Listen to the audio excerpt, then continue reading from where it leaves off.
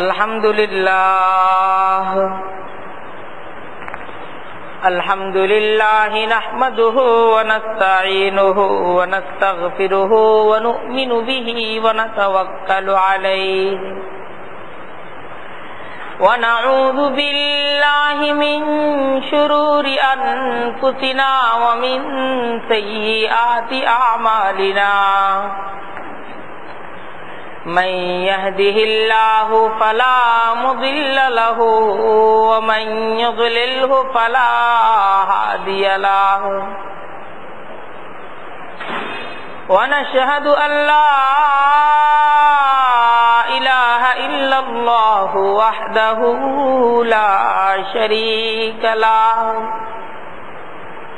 ونشهد أن سيدنا ومولانا محمدا عبده ورسوله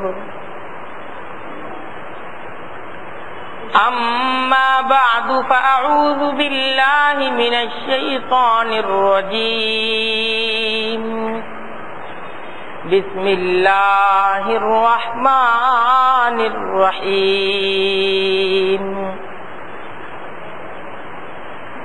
وإذ قال ربك للملائكة إني جاعل في الأرض خليفة قالوا أتجعل فيها من يفسد فيها ويسفك الدماء ونحن نسبح بحمدك ونقدس لك قال إني أعلم ما لا تعلمون صدق الله العظيم وصدق رسوله النبي الكريم ونحن على ذلك من الشاهدين والشاكرين والحمد لله رب العالمين سبحانك لا علم لنا إلا ما علمتنا إنك أنت العليم الحكيم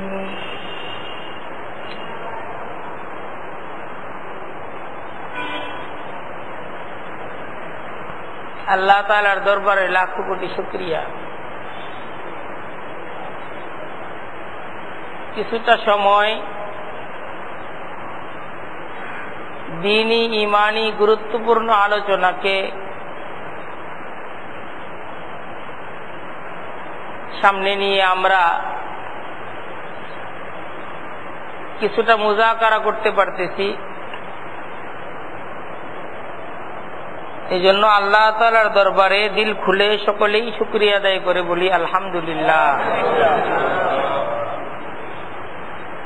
আল্লাহ তাআলার অনেক বড় নিয়ামত, সৃষ্টির সেরা মাখলুক করে তিনি আমাদেরকে সৃষ্টি করছেন। আমাদেরকে তিনি মানুষ হিসেবে সৃষ্টি করছেন। কোরআনে কারীমের মাঝে আমাদের মর্যাদা, আমাদের সম্মানের আলোচনা তিনি করছেন।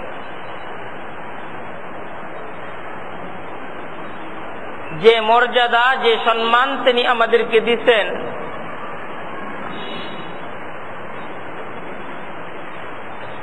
এটা একান্ত তার দেয়া। আর সেই মর্যাদা আর সেই সম্মান হলো যে মহান রব্বুল আলামিন তিনি ঘোষণা দিয়েছেন যে মানুষ হলো তার খলিফা।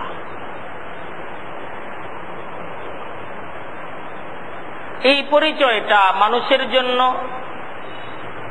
অনেক দামি পরিচয়। এই পরিচয়ের কারণেই মানুষ সমস্ত সৃষ্টির সেরা, আশরাফুল মাখলুকাত। কারণ মানুষ আল্লাহর খলিফা।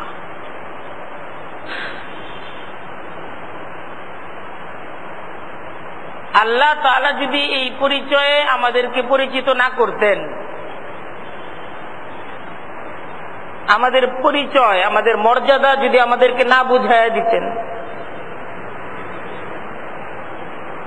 তাহলে তো আমরা আমাদের মর্যাদা, আমাদের দায়িত্ব, আমাদের গুরুত্ব এটাকে আমরা বুঝতে পারতাম না।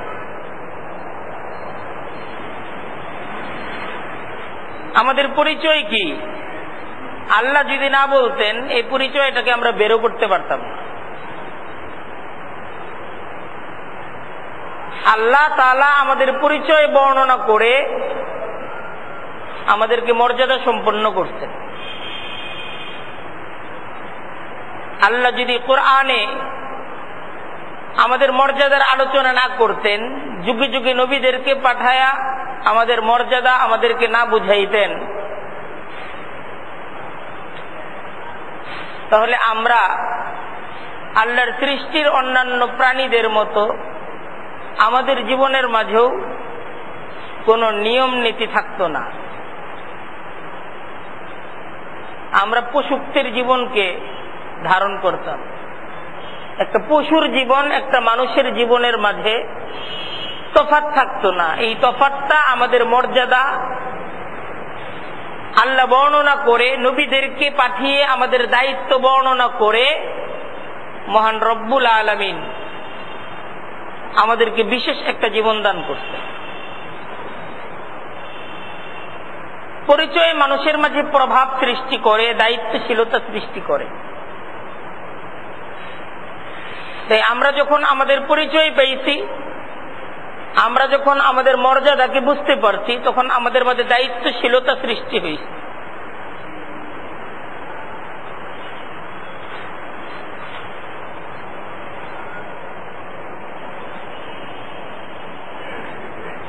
তাই মানুষ হিসেবে এখন আমাদের যেটা করণীয়, যেটা আমাদের উচিত, আল্লাহ তাআলার দেয়া মর্যাদা, আল্লাহর দেওয়া দায়িত্ব, এই দায়িত্ব পালনে নিজেকে যোগ্যতর হিসেবে গড়ে তোলা।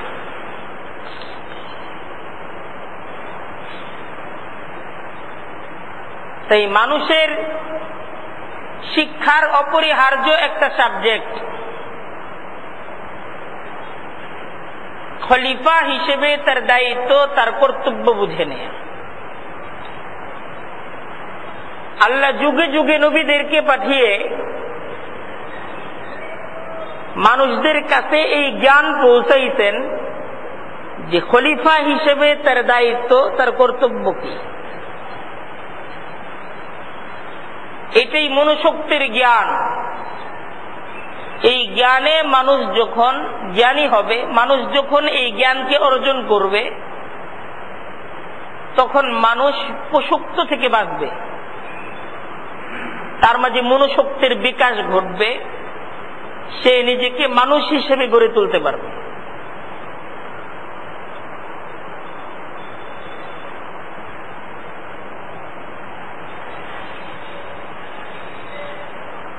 তাই মানুষের জীবনের প্রত্যেকটা কাজ এটা হবে আল্লাহর প্রতিনিধিত্বের ভিত্তিতে। তার জিন্দেগির প্রত্যেকটা কাজ দ্বারা তার পরিচয় প্রকাশ পাবে। আল্লাহ তাআলা যেই পরিচয়ে তাকে পরিচিত করছেন, যেই মর্যাদা আল্লাহ তাআলা তাকে দিচ্ছেন, তার জিন্দেগির প্রত্যেকটা কাজ দ্বারা এই মর্যাদা, আল্লাহর দেওয়া এই শ্রেষ্ঠত্বের নিয়ামতের মূল্যায়ন তাকে করে যেতে হবে।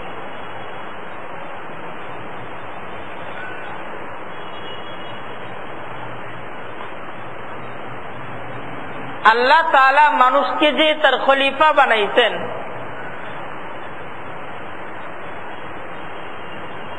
মানুষকে তার প্রতিনিধি ঘোষণা দিয়েছেন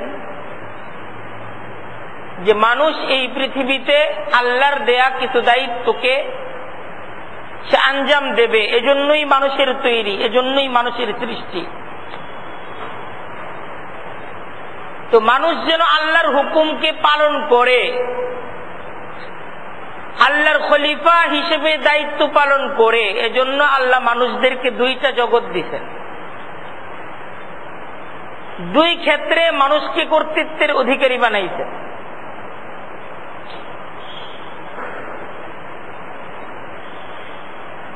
দুইটা জগতের মানুষকে আল্লাহ তাআলা আধিপত্য দান করছেন, দুইটা জগতে। এর মাঝে একটা হলো নিজস্ব পরিসর,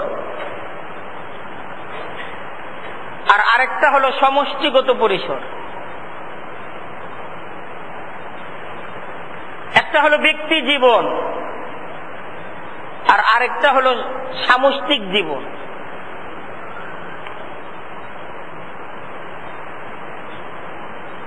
এই উভয় জগতে মানুষ আল্লাহর নায়েব, মানুষ আল্লাহর প্রতিনিধি, মানুষ আল্লাহর খলিফা। একান্ত ব্যক্তিগত সমস্ত বিষয়ে মানুষ যে প্রত্যেকটা সিদ্ধান্ত নিবে, আল্লাহর খলিফা হিসেবে সিদ্ধান্ত নিবে, এবং সে ব্যক্তিগত সমস্ত বিষয়ে আল্লাহর খলিফা হিসেবে দায়িত্ব পালন করবে।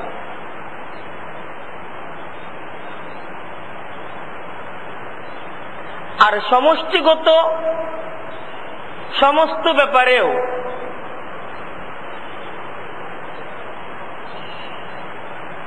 মানুষ আল্লাহর খলিফা হিসেবে দায়িত্ব পালন করবে, মানুষ আল্লাহর প্রতিনিধি হিসেবে সামষ্টিক জীবনের প্রত্যেকটা বিষয় সেই সিদ্ধান্ত গ্রহণ করবে।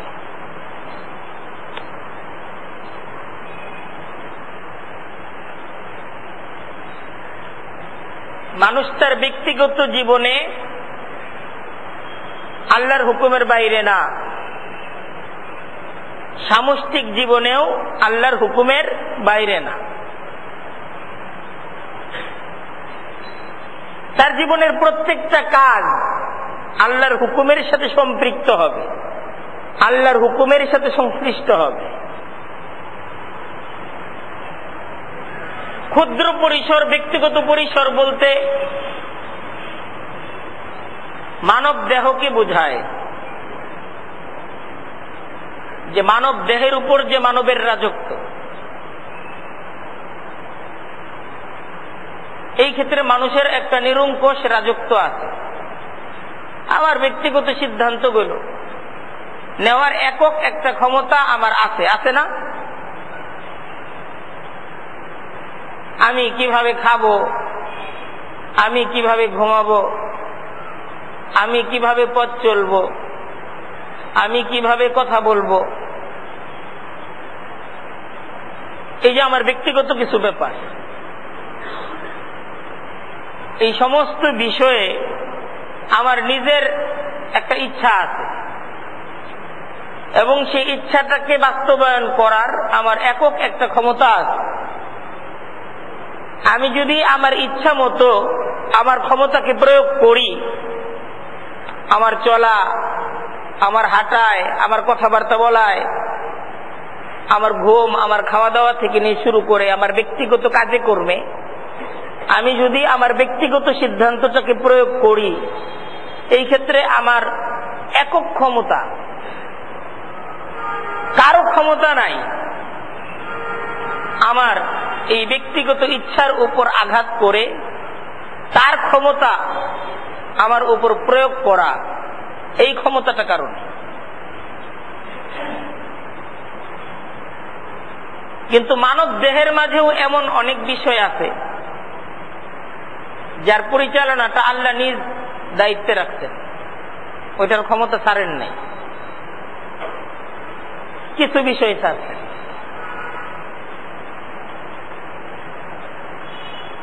এই দেহের উপর, এই যে এই মানব দেহের উপর আমার যে একটা রাজত্ব, এই চোখ দ্বারা আমি দেখি, তো এই চোখ দ্বারা আমার দেখাটা এটা আমার ক্ষমতায় না, আমার ক্ষমতায়, এটা আল্লাহর নিয়ন্ত্রণ। কিন্তু আল্লাহর নিয়ন্ত্রণে আমি যখন দেখব, দেখার ক্ষেত্রে আমার কিছু ইচ্ছা অনিচ্ছার ব্যাপার আছে।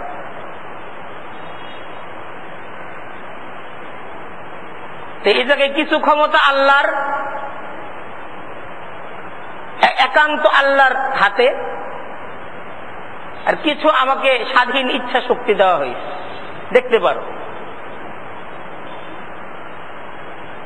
শোনা কান দ্বারা যে শুনি, এটা নিজ ক্ষমতায় শুনি না,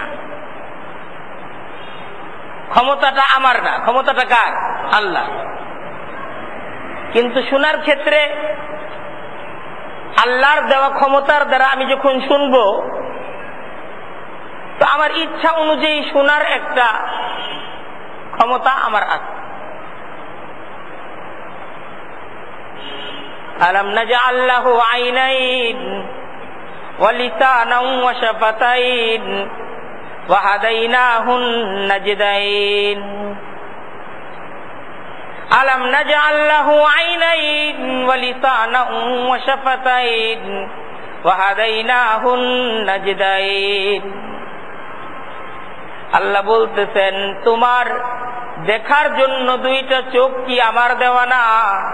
আলাম নাজআল লাহু আইনাইন, তোমার দেখার জন্য দুইটা চোখ কি আমি দেই নাই? ওয়া লিসানান ওয়া শাফাতাইন, তোমার কথা বলার জন্য জবান, দুইটা ঠোঁট কি আমি দেই নাই? এটা কিন্তু আমার দেওয়া। ওয়া হাদাইনাহুন নাজদাইন, দেখার শক্তি আমি দিছি, বলার শক্তি আমি দিছি, কিন্তু তোমাকে দুইটা পথ দিছি, দুইটা। ওয়া হাদাইনাহুন নাজদাইন, দুইটা পথ তোমাকে দিছি, দুইটা পথে চলার একটা স্বাধীনতা তোমাকে দিছি। হাল আতা আলাল ইনসানি হিনুম মিনাদ দাহরি লাম ইয়াকুন শাইআম মাযকুরা ইন্না খালাকনাল ইনসানা মিন নুতফাতিন আমশাজ নাবতালিহি ফাজআলনাহু সামিআম বাসীরা ইন্না হাদাইনাহুস সাবিলা ইম্মা শাকিরান ওয়া ইম্মা কাফুরা ইম্মা শাকিরান ওয়া ইম্মা কাফুরা। হাল আতা আলাল ইনসানি হিনুম মিনাদ দাহরি লাম ইয়াকুন শাইআম মাযকুরা। হাল আতা আলাল ইনসানি হিনুম মিনাদ দাহরি লাম ইয়াকুন শাইআম মাযকুরা। মানুষ, তুমি তোমার ইতিহাস শুনো, একটা সময় কিন্তু আজকের তুমি কিছুই ছিলে না। আজকে যে তোমার এত ক্ষমতা, আজকে তোমার এত পাওয়ার, একটা সময় কিন্তু তোমার কোনো অস্তিত্বই ছিল না। ছিল হিনুম মিনাদ দাহরি লাম ইয়াকুন শাইআম মাযকুরা ইন্না খালাকনাল ইনসানা মিন নুতফাতিন আমশাজ। তোমাকে মানুষ হিসেবে আমি সৃষ্টি করছি। আল্লাহ বলতেছেন, মানুষ হিসেবে। এই যে মানুষ তুমি, তোমাকে মানুষ হিসেবে সৃষ্টি আমি করছি। এই মানুষ হিসেবে তোমাকে যে সৃষ্টি করলাম, তোমার উপাদান কিন্তু এক ফোঁটা নাপাক পানি। মিন নুতফাতিন আমশাজ নাবতালিহি ফাজআলনাহু সামিআম বাসীরা। দেখো, তোমাকে দেখার শক্তি আমি দিছি, শোনার শক্তিও আমি দিছি। আল্লাহ বলতেছেন, ফাজআলনাহু সামিআম বাসীরা ইন্না হাদাইনাহুস সাবিলা ইম্মা শাকিরা ওয়া ইম্মা কাফুরা। তারপর আমি তোমার চলার জন্য পথ দিছি। যে আমি তোমাকে সৃষ্টি করছি, তোমাকে দেখার শক্তি, শোনার শক্তি, অনুভূতি শক্তি দিছি, আমি আবার তোমাকে চলার জন্য পথও দিছি। আল্লাহ আমাদেরকে চলার জন্য কি দিতেন? পথও দিতেন। তারপর বলতেছেন, ইম্মা শাকিরা ও ইম্মা কাফুরা। এখন তোমার ইচ্ছা, তুমি শাকেরও হইতে পারো, কাফেরও হইতে পারো। ইম্মা শাকিরা ও ইম্মা কাফুরা, তুমি কাফেরও হইতে পারো, শাকেরও হইতে পারো। আমার হুকুমের প্রতি, আমার দেওয়া পথের প্রতি কৃতজ্ঞতা সহকারে এই পথে চলতেও পারো, এই পথকে অস্বীকার করে ভিন্ন পথেও চলতে পারো। সুযোগ তোমাকে দেওয়া হয়েছে। এই যে মানব দেহের উপর মানুষের একটা রাজত্ব, এর মাঝে কিন্তু আল্লাহর রাজত্বটাই বেশি এই দেহের উপর। এই দেহ পরিচালনাটা এটা মানুষের হাতে না, এটা আল্লাহর হাতে। এই চোখের যে দেখার শক্তি, কানের যে শোনার শক্তি, হাতের যে ধরার শক্তি, এই সমস্ত কিছুই একক আল্লাহর হাতে। কিছু পাওয়ার, কিছু শক্তি নিজ ইচ্ছা অনুযায়ী দেখা না দেখা, শোনা না শোনা, ধরা না ধরা, এতটুকু ক্ষমতা আল্লাহ মানুষদেরকে দিচ্ছেন। এটাই মানুষের জীবনের ক্ষমতা।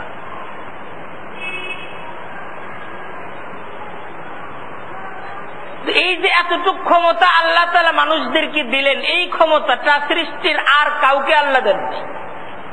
এতটুকু ক্ষমতা বিশাল সূর্যের নাই, এই বিশাল পৃথিবীর আর কোন সৃষ্টির এতটুকু ক্ষমতা নাই। এতটুকু ক্ষমতা শুধুই মানুষের। এই নিজ একটা ইচ্ছা শক্তির মাধ্যমে দেখা, নিজ ইচ্ছা শক্তির মাধ্যমে শোনা, নিজ ইচ্ছা শক্তিকে ব্যবহার করে একটা সিদ্ধান্ত গ্রহণ করা, এই ক্ষমতাটা মানুষ ছাড়া আর কাউকে আল্লাহ দেন। আর এই ক্ষমতাটা দিয়ে আল্লাহ মানুষদেরকে বলতেছেন, এই ক্ষমতাটা আমার খলিফা হিসেবে, আমার প্রতিনিধি হিসেবে আমার হুকুম মতো এই ক্ষমতাটাকে পরিচালিত করবা।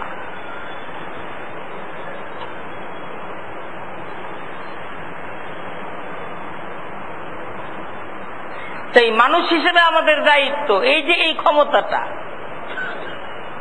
এটাকে আল্লাহর হুকুম মতো পরিচালিত করা।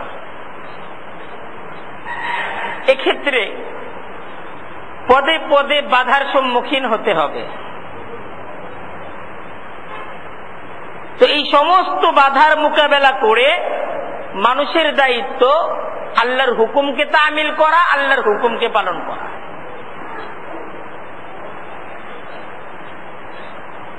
তাই একজন মানুষ তার পূর্ণ ব্যক্তি জীবন, তার ব্যক্তিগত সমস্ত কাজগুলোকে, ব্যক্তিগত কাজের মাঝে এই যে আমি দেখতেছি এটা আমার ব্যক্তিগত কাজ, এটা একক আমার ক্ষমতা। আমি শুনতেছি এটা আমার ব্যক্তিগত কাজ। আমি শুনবো কি শুনবো না সিদ্ধান্ত কার? আমার না। আমি দেখবো কি দেখবো না সিদ্ধান্ত কার? আমার। আমি যাব কি যাব না সিদ্ধান্ত কার? আমার। আমি খাবো কি খাবো না সিদ্ধান্ত কার? আমার।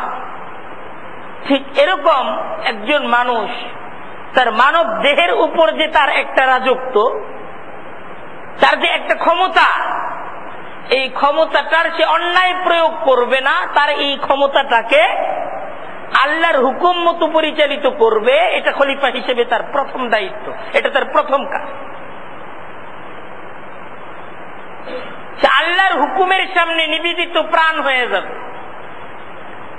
আল্লাহর হুকুম যেটা দেখা যায় ওইটা দেখবে, যেটা হারাম দেখবে না।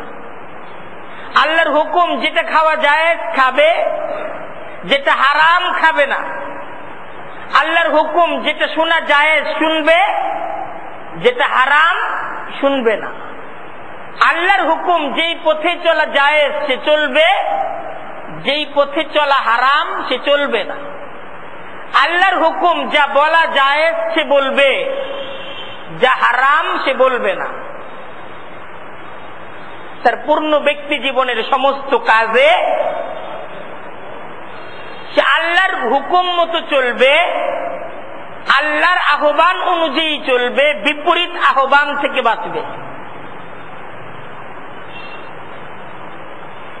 যেমন মনে করেন, একটা দৃষ্টান্ত দিই, নামাজের সময় হয়েছে, মুয়াজ্জিনের আযান চলতেছে, তো এই আযান দ্বারা আল্লাহর আহ্বান, আসো নামাজের দিকে আসো, হাইয়া আলাস সালাহ, আসো নামাজের দিকে আসো, হাইয়া আলাস সালাহ, আসো নামাজের দিকে আসো। তো এই মুহূর্তটা আল্লাহর খলিফা হিসেবে একজন ব্যক্তির দায়িত্ব, কর্তব্য বাকি সমস্ত কাজটি বিদায় করে আল্লাহর হুকুমে চলে আসা।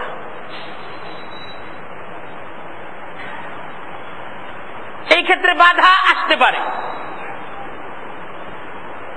কাজের বাধা আসতে পারে, খাওয়ার বাধা আসতে পারে, ঘরের বাধা আসতে পারে, সমাজের বাধা আসতে পারে, যত ধরনের বাধা আসতে পারে, বাধা অনেক রকম আসতে পারে, কিন্তু সমস্ত ধরনের বাধাগুলোকে অতিক্রম করে হাইয়া আলাস সালাহের এই আহ্বানকে পূরণ করা খলিফা হিসেবে মানুষের কাজ।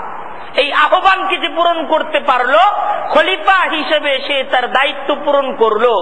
আর এই আহ্বানকে যে পূরণ করতে ব্যর্থ হলো, খলিফা হিসেবে দায়িত্ব পালনে সে ব্যর্থ।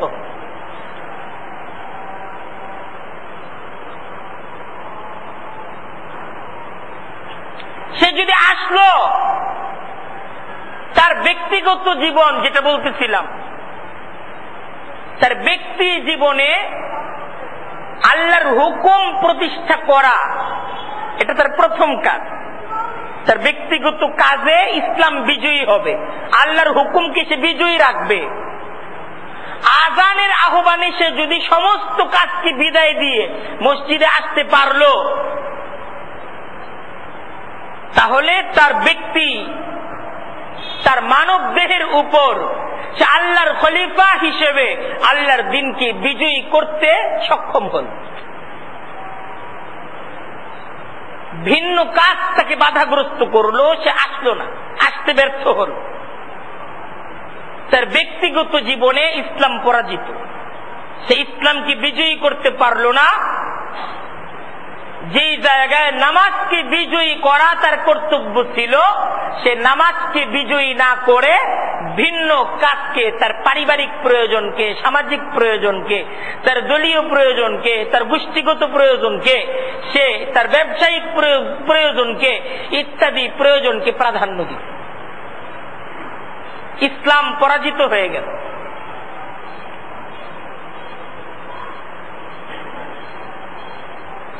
সেই আল্লাহর দ্বীন বিজয়ের প্রথম ক্ষেত্র হলো মানব দেহ, ব্যক্তিগত জীবন।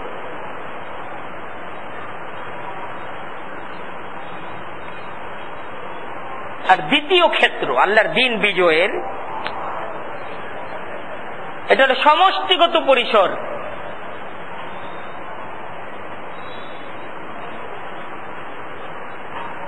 আল্লাহ তাআলা যে দিন আমাদের জন্য মনোনীত করছেন, যেই সমস্ত হুকুমগুলো খলিফা হিসেবে আমাদেরকে পূরণ করার দায়িত্ব দিচ্ছেন,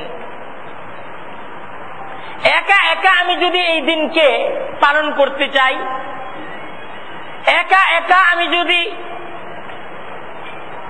আল্লাহ তাআলার হুকুমকে পালন করতে চাই, তাহলে ইসলামের বিধানগুলো হলো এমন,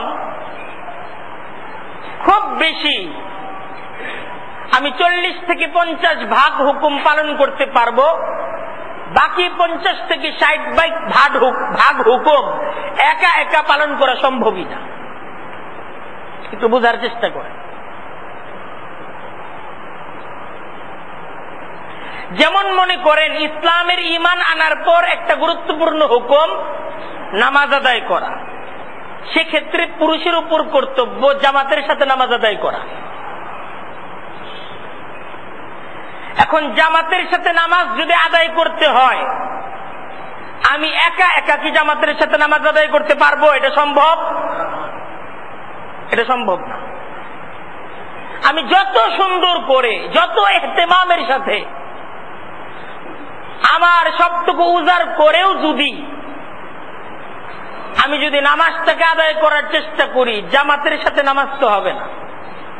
হুকুম তো আকিমুস সালাত, নামাজকে কায়েম করো, অর্থাৎ নামাজের জামাত কায়েম করো। এখন জামাতের সাথে নামাজ আদায় ইসলামের এমন একটা হুকুম, যেই হুকুমটা একা কোনোভাবেই পালন করা সম্ভব না। এটা করার জন্য আমার সাথে আরো কিছু সাথী দরকার আছে না নাই? আছে।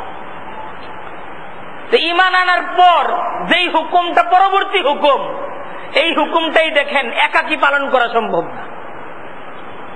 ব্যক্তিগতভাবে, এককভাবে এই হুকুমটা পালন করা সম্ভব না।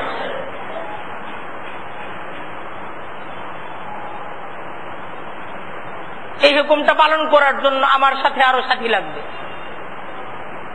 2 জন, 3 জন, 4 জন, 10 জন। এরকম ভাবে আমার সাথে যখন আরো কিছু সাথী জুটবে, তখন এই হুকুমটাকে পালন করা সম্ভব।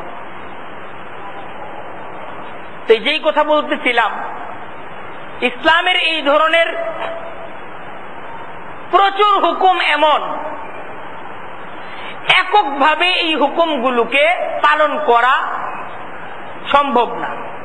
এই হুকুমগুলো পালন করার জন্য প্রয়োজন সংঘবদ্ধতা, জামাআত দরকার। মুসলমানদের জামাআত দরকার, মুসলমানদের সংঘবদ্ধতা দরকার। তখন সেই হুকুমগুলো পালন করা যাবে। এককভাবে এই হুকুমগুলোকে পালন করা সম্ভব না। অথচ সেই হুকুমগুলো পালন করা ফরজ।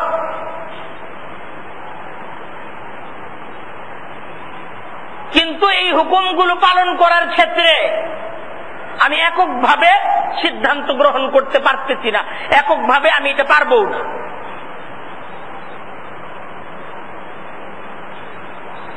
তাই আল্লাহর দ্বীনকে বিজয়ী করার দ্বিতীয় ধাপ সমষ্টিগত জীবনে ইসলামকে বিজয়ী করা। 1 জন, 2 জন, 3 জন, 10 জন, 20 জন, এইভাবে যখন একটা সমাজের মাঝে 50-100 জনের একটা জনশক্তি তৈরি হয়ে যাবে, যেই 50 থেকে 100 জনশক্তি এমন যে তাদের ব্যক্তি জীবনে ইসলাম প্রতিষ্ঠিত, তাদের ব্যক্তিগত জীবনে ইসলাম বিজয়ী। এই 100 জনের 100 জন এমন, আযানের পর তারা ঘরে বসে থাকতে পারে না। তাদের জিন্দেগির সমস্ত কাজের চাইতে আল্লাহর হুকুম বড়। একটা সমাজে যখন এমন 50 থেকে 100 জন লোক তৈরি হয়ে যাবে,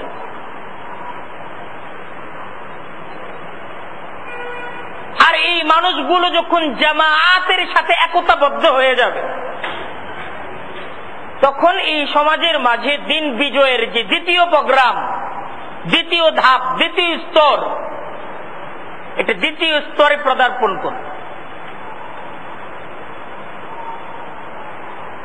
যে জামাআতবদ্ধভাবে ইসলামকে পালন করা,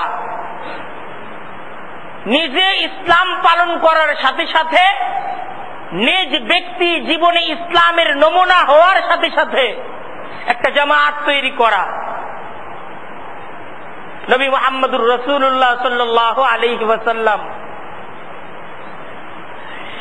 ইয়া আইয়ুহান নবী ইন্না আরসালনাকা শাহিদ ওয়া মুবাশশিরান ওয়া নাযীরা। দেখেন নবী মুহাম্মদুর রাসূলুল্লাহ সাল্লাল্লাহু আলাইহি ওয়াসাল্লাম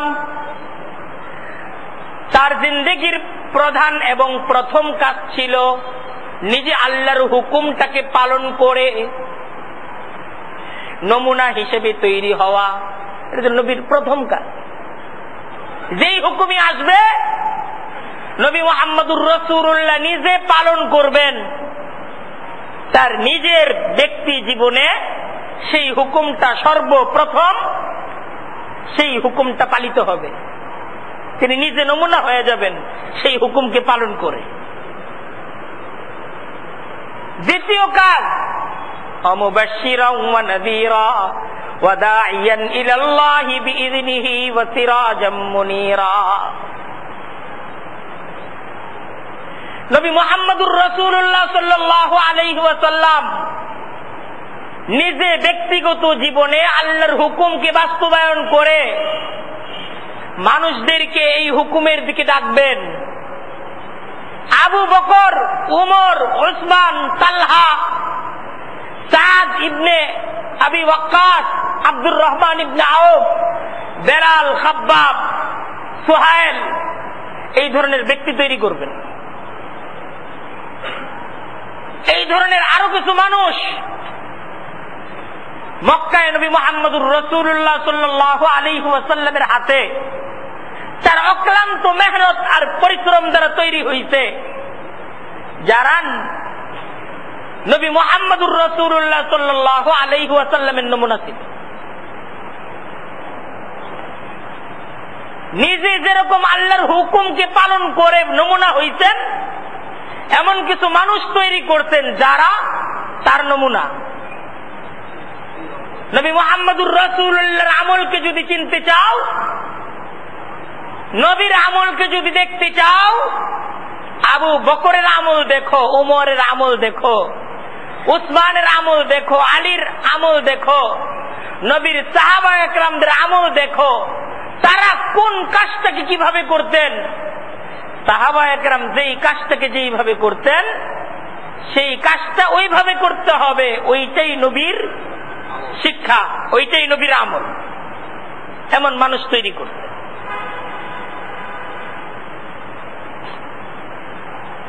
সেই দিন প্রতিষ্ঠার মেহনত চলতেছে। ব্যক্তি থেকে ব্যক্তি, ব্যক্তি থেকে ব্যক্তি, একজন মানুষ থেকে আরেকজন মানুষ তৈরি হইতেছে। আর এরকম ভাবে ইসলামের জনশক্তি এটা বৃদ্ধি পাচ্ছে, লোক তৈরি হইতেছে সমাজের মাঝে। মক্কার জমিনে নবী মুহাম্মদুর রাসূলুল্লাহর 13 বছরের মেহনত, এই মেহনত দ্বারা লোক তৈরি হয়েছে না, লোক তৈরি হয়ে গেছে। তাই দিন বিজয়ের, আল্লাহর দিনকে প্রতিষ্ঠিত করার দ্বিতীয় ধাপ, মানুষের উপর দ্বিতীয় দায়িত্ব সমষ্টিগত জীবন।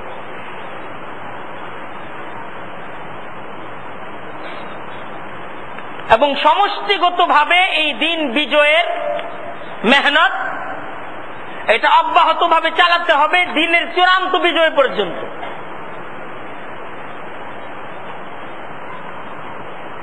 দিনের চূড়ান্ত বিজয় কাকে বলে? ইসলামের চূড়ান্ত বিজয় কাকে বলে? এটা বোঝার ব্যাপার। ইসলামের চূড়ান্ত বিজয় কাকে বলে?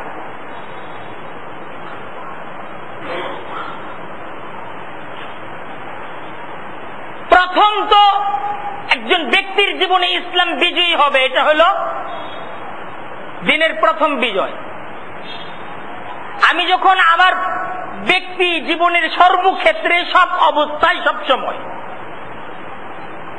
আল্লাহর হুকুম অনুযায়ী সমস্ত কাজ করি, তাহলে এইটা আমার জীবনে ইসলাম বিজয়ী হয়ে গেল, আমার ব্যক্তি জীবন।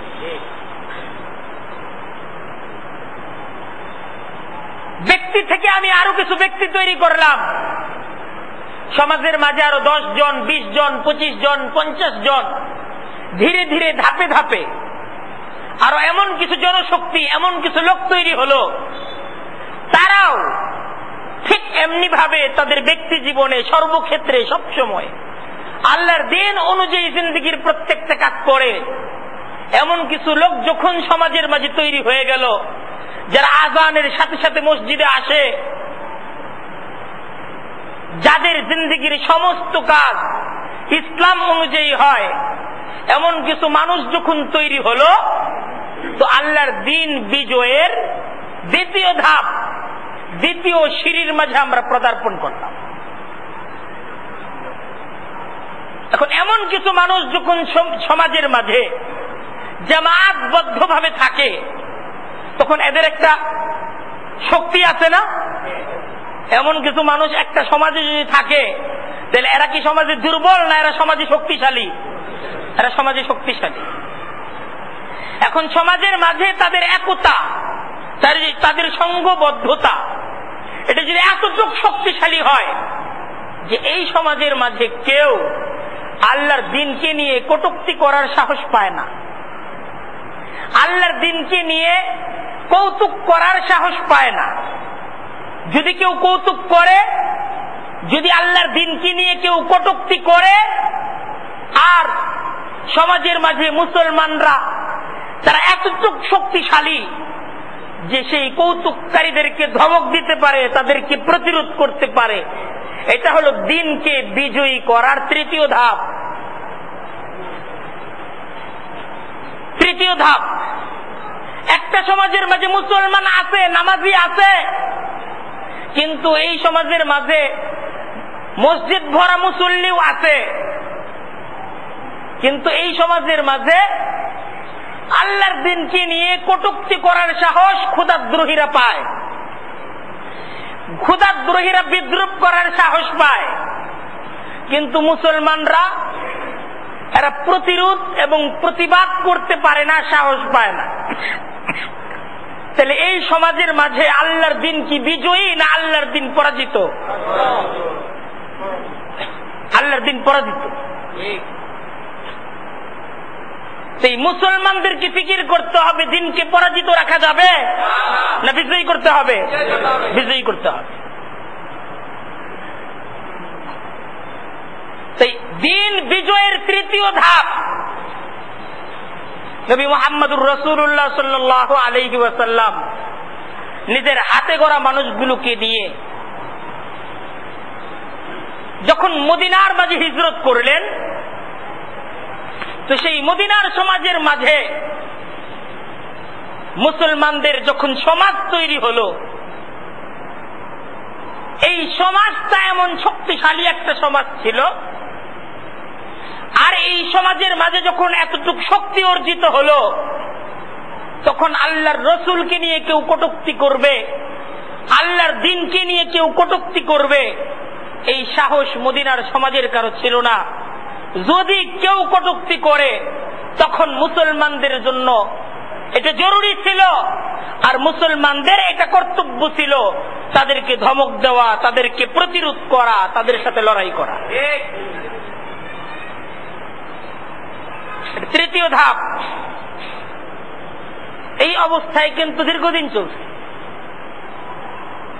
এইটাও দিনের চূড়ান্ত বিজয় না, এইটাও কিন্তু দিনের চূড়ান্ত বিজয় না, এইটা দিনের চূড়ান্ত বিজয় না।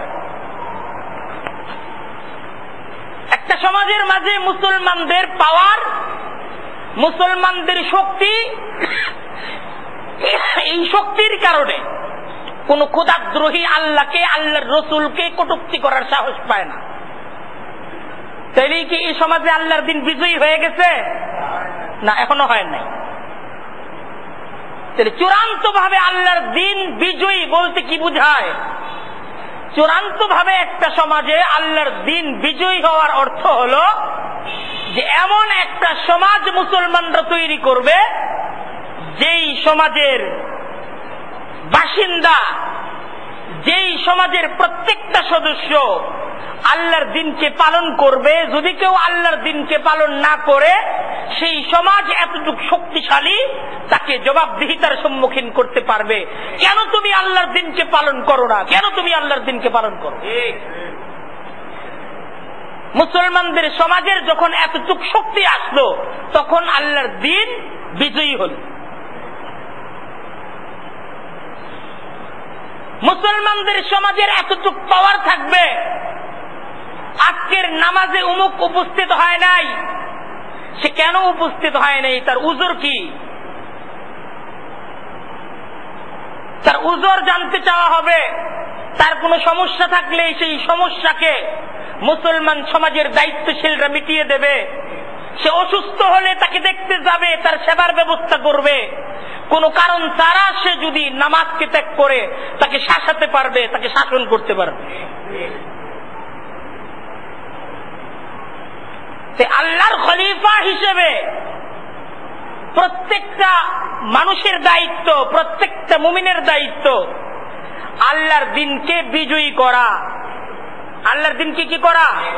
বিজয়ী করা। সমাজের মাঝে আল্লাহর দিনকে বিজয়ী করা। আর সমাজের মাঝে আল্লাহর দিনকে বিজয়ী করার অর্থ হলো তাদের ব্যক্তিগত জীবনে ইসলাম প্রতিষ্ঠিত থাকবে, ব্যক্তিগত জীবনের কোনো কাজের মাঝে ইসলাম অনুপস্থিত থাকবে না। এটা প্রথম শর্ত। দ্বিতীয় বিষয়, সেই সমাজের মুসলমানদের এতটুক শক্তি থাকবে, তাদের এতটুক পাওয়ার থাকবে, তাদের এতটুক প্রভাব থাকবে যে সেই সমাজের মাঝে কেউ ইসলামের কোন বিষয়কে নিয়ে, ইসলামকে নিয়ে, মুসলমানদেরকে নিয়ে হাসি ঠাট্টা কৌতুক করার সাহস পায় না। এখানেই শেষ না, বরং মুসলমান সমাজের পাওয়ার প্রভাব এতটুকু হবে যে প্রত্যেকটা ঘরের মুসলিমরা, প্রত্যেকটা মুসলিম সন্তান, মুসলমান যুবকরা, পরবর্তী প্রজন্ম যারা তৈরি হচ্ছে তারা ইসলাম পালন করবে সামাজিক বাধ্যবাধকতার ভিতর দিয়ে। এই মুসলমান হিসেবে, ঈমানদার হিসেবে, মানুষ হিসেবে আল্লাহর তরফ থেকে এটা দায়িত্ব, খলিফা হিসেবে এটা দায়িত্ব। এখন আমাদের সমাজের দিকে আমরা যদি তাকাই, আল্লাহর দিন কি আমাদের সমাজে বিজয়ী আছে? বিজয়ী নেই। এখন আল্লাহর দিন এটা কি বিজয়ী করা, এটা কি আমাদের কর্তব্য না কর্তব্য না? এটা আমাদের কর্তব্য।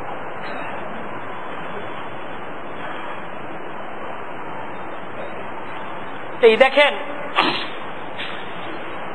সমষ্টিগত জীবনে আল্লাহর এই জমিনে, এই জমিন কার? আল্লাহ। আল্লাহর এই জমিনে, আল্লাহর এই পৃথিবীতে আল্লাহর দিনকে বিজয়ী করা, এটা মুসলিম হিসেবে, মুমিন হিসেবে, আল্লাহর খলিফা হিসেবে, আল্লাহর প্রতিনিধি হিসেবে এটা মানুষের অন্যতম একটা দায়িত্ব।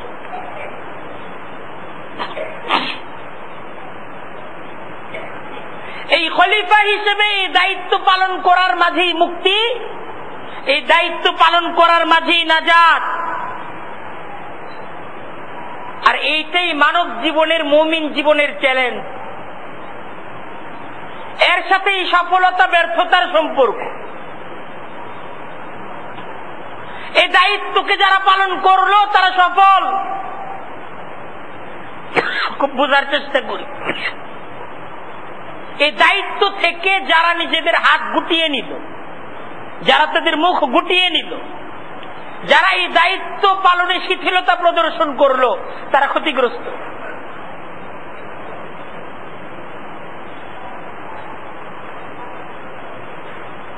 এইটাই তো খলিফা হিসেবে দায়িত্ব। এই দায়িত্বকে যারা পালন করবে তারা সফল, তাদের জন্য জান্নাত। আর এই দায়িত্বকে যারা পালন করতে ব্যর্থ হবে, যারা শিথিলতা প্রদর্শন করবে, তাদের সাথে আল্লাহর মুআমেলা যারা দায়িত্ব পালন করছে তাদের মতো হবে? হবে না। এখন আজকের প্রশ্ন যে এই যে এই খেলাফতের দায়িত্ব আল্লাহ তাআলার তরফ থেকে দেওয়া, এই যে আমাদের খেলাফতের দায়িত্ব, এই দায়িত্ব আমরা কিভাবে পালন করতে পারি এবং এই দায়িত্ব পালন করার ক্ষেত্রে আমাদের সামনে বাধাগুলো কি কি, আর এই বাধাগুলো আমাদেরকে কিভাবে অতিক্রম করতে হবে।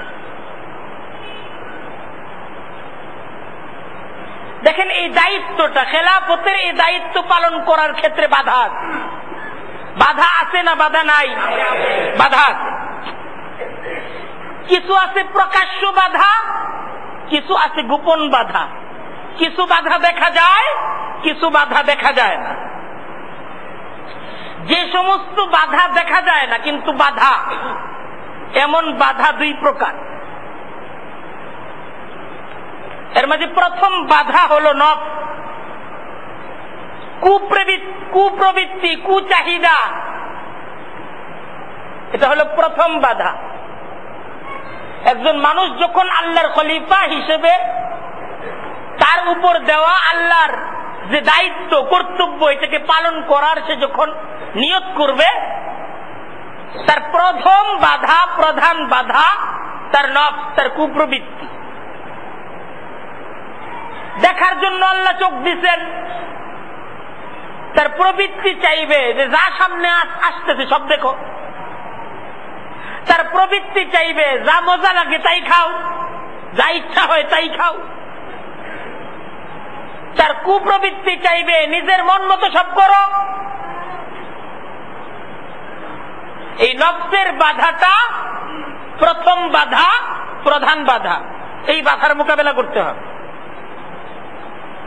দ্বিতীয় বাধা হইল শয়তান। দ্বিতীয় বাধা কে? শয়তান। মহান রব্বুল আলামিন মানুষকে যখন খলিফা হিসেবে ঘোষণা দিলেন, মানুষের এই মর্যাদা শয়তান সহ্য করতে পারে নাই। শয়তান যেদিন মানুষদেরকে খলিফা বানানো হয়েছে, সেই দিন আল্লাহর সাথে অঙ্গীকার করতে, চ্যালেঞ্জ করতে, لآتينهم من بين أيديهم ومن خلفهم وعن أيمانهم وعن شمائلهم ولا تجد أكثرهم شاكرين لآتينهم من بين أيديهم ومن خلفهم وعن أيمانهم وعن شمائلهم ولا تجد أكثرهم شاكرين। আল্লাহ যে মর্যাদা তুমি মানুষদেরকে দিছো, যে দায়িত্ব তুমি মানুষদেরকে দিছো, আমি শয়তান এ দায়িত্বে মানুষদেরকে সফল হতে দিব না। এটা আল্লাহর সাথে শয়তানের চুক্তি, এগ্রিমেন্ট, আমি দিব না। লাআতিয়ান্নাহুম মিন বাইনি আইদিহিম, আমি তার সামনে বাধার প্রাচীর তৈরি করব। ওয়ামিন খালফিহিম, পিছন দিক থেকে বাধা প্রদান করব। ওয়ান আইমানিহিম, ডান দিক থেকে। ওয়ান শামাইলিহিম, বাম দিক থেকে। চতুর্দিক থেকে বেষ্টনী তৈরি করে আমি তাদের জন্য দুনিয়াটা বন্দী কারাগারে পরিণত করব। তোমার হুকুম, তোমার দেওয়া দায়িত্ব পালন করতে দিব না। এটা কার চুক্তি? শয়তানের চুক্তি। দিব না। যেই পালন করতে চাবে আমি চতুর্দিক থেকে তার জন্য পৃথিবীটাকে সংকীর্ণ করে ফেলব।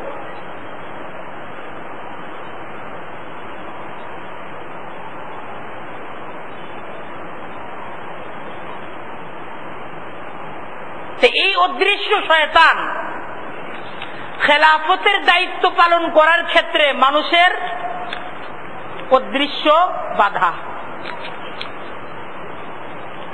এই দুইটা বাধা গেল, তৃতীয় আরেকটা বাধা আছে। তৃতীয় বাধা হলো মানুষের মতোই দেখতে একদল মানুষ। প্রথম বাধা তো নফস, দেখা যায় না। দ্বিতীয় বাধা শয়তান, দেখা যায় না। তৃতীয় বাধা দেখা যায়। তৃতীয় বাধা কি বুঝতেছেন? দেখা যায়।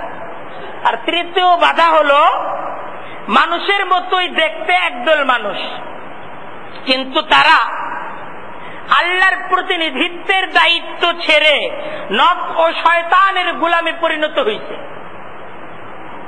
এমন কিছু মানুষ আল্লাহর খলিফা হিসেবে তার যে দায়িত্ব, এই দায়িত্ব সে পালন করতে অস্বীকৃতি জানাইছে। আর সে পালন করতেছে কার হুকুম? নফসের হুকুম, শয়তানের হুকুম। নফস এবং শয়তানের দূষর হিসেবে সে যারা আল্লাহর হুকুমকে পালন করতেছে, আল্লাহর হুকুমকে যারা পালন করতে চায় তাদের সামনে বাধা হয়ে দাঁড়ায়। সেই যারা আল্লাহর হুকুমকে খলিফা হিসেবে পালন করতে চায় তাদের সামনে এইটাও একটা শক্তিশালী বাধা।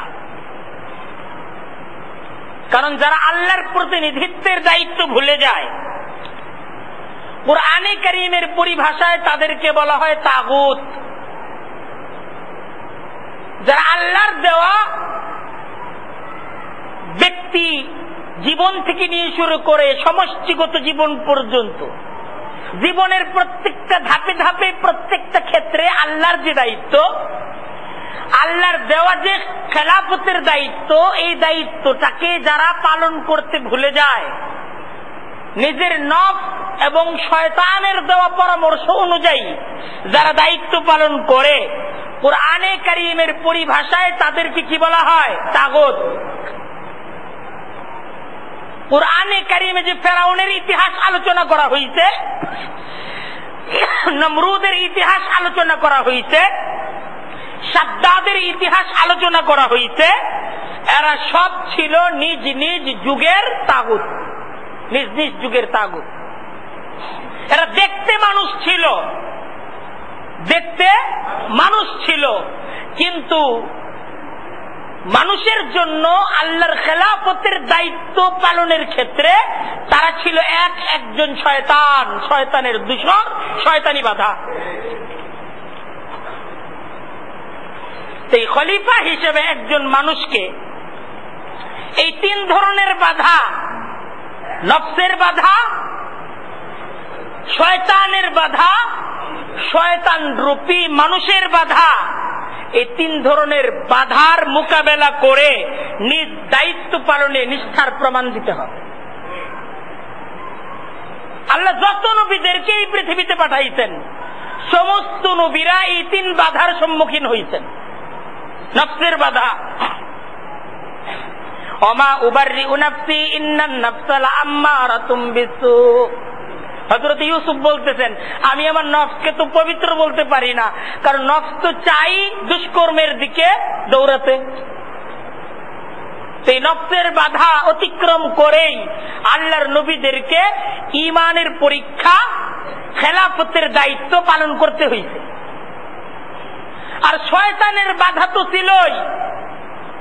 আর আল্লাহর নবীদের দায়িত্ব পালনের ক্ষেত্রে যে ফেরাউনের বাধা, নমরুদের বাধা, আবু জেহেলের বাধা, সাদ্দাদের বাধা, নিজ জাতি গোত্রের বাধা, এই সমস্ত বাধা হলো মানুষরূপী শয়তানের বাধা।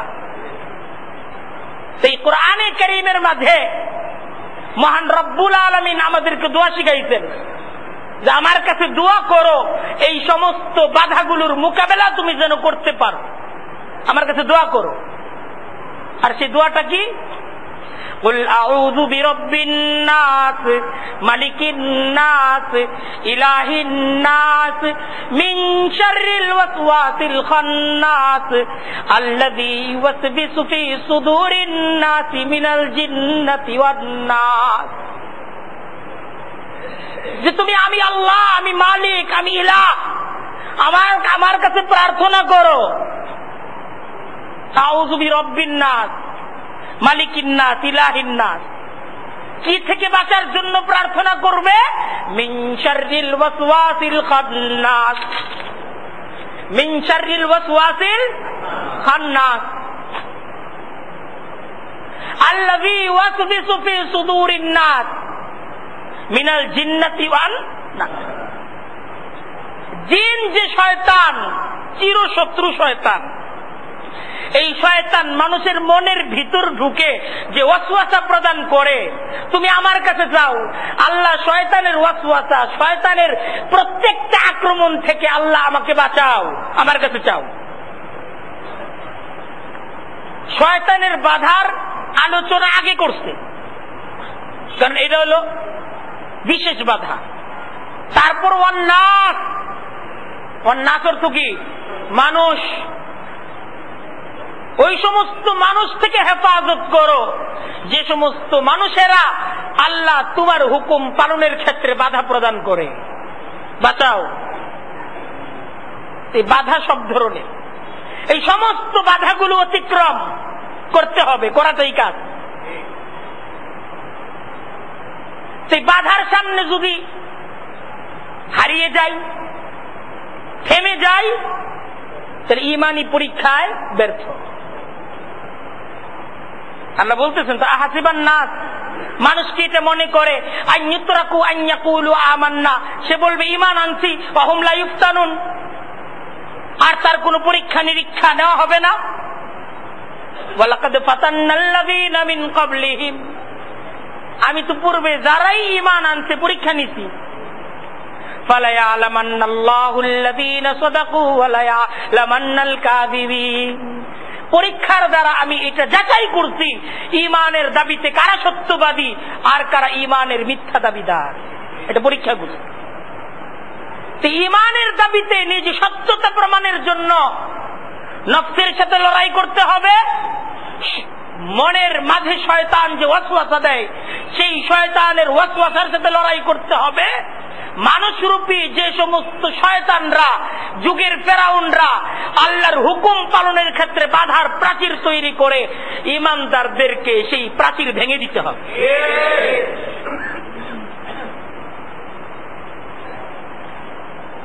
ধারাবাহিক আলোচনা ইনশাআল্লাহ আগামী সপ্তাহেও চলবে যে বাধার প্রাচীরগুলো কিভাবে অতিক্রম করতে হবে। আমরা ইনশাআল্লাহ ধারাবাহিকভাবে সামনে এই বিষয়ে আলোচনা করব। আল্লাহ তাআলা আমাদের সবাইকে বুঝার, আমল করার, নিজ ঈমানের দাবিকে পূরণ করার তৌফিক দান করুন। ওয়া আখিরু দাওয়ানা আনিল হামদুলিল্লাহি রাব্বিল আলামিন।